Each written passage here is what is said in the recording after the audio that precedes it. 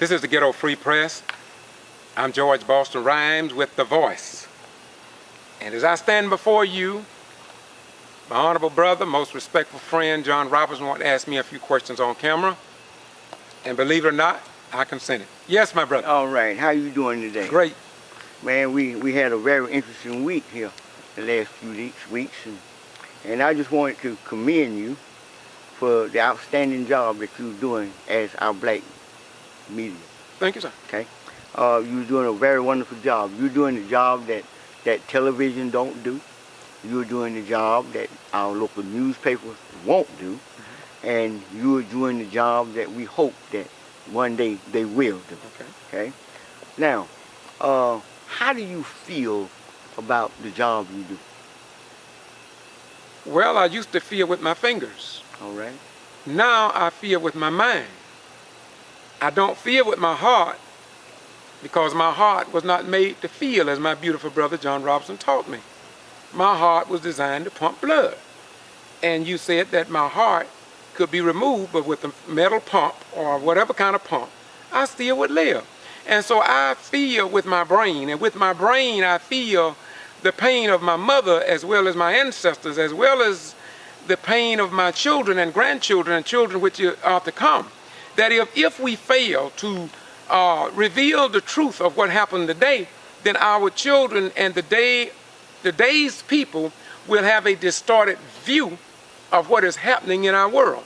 And so the way I feel about it is that all of us cannot go to sleep at the wheel because it'll cause too many injuries. Well, I want to ask you another question because that's very well put. How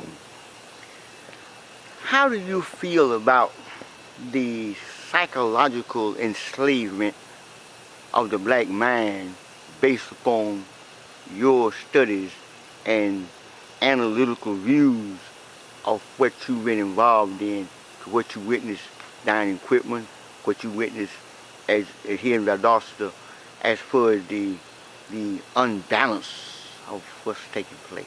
Any people, base level, who do not have the knowledge of self will accept being called a skunk if somebody call them a skunk and they don't even know their history. And so they will act like a skunk. And if they call them an elephant, they will pretend to be an elephant, although they don't have the weight. And so this is what has happened to our people in terms of the long drawn out history of the way black folk have been enslaved, as you say, psychologically, in their mind. And these past pains of our ancestors have been built into us. It's in our genetics. And we cannot get rid of it unless somebody comes through with the power of truth that will resurrect a dead mind to a living mind.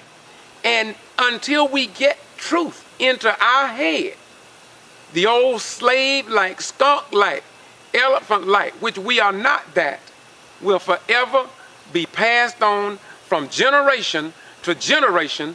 And therefore we go to church, we'll call on Jesus, we'll call on Allah, we'll call on El Shaddai, we'll call on Jah, and many other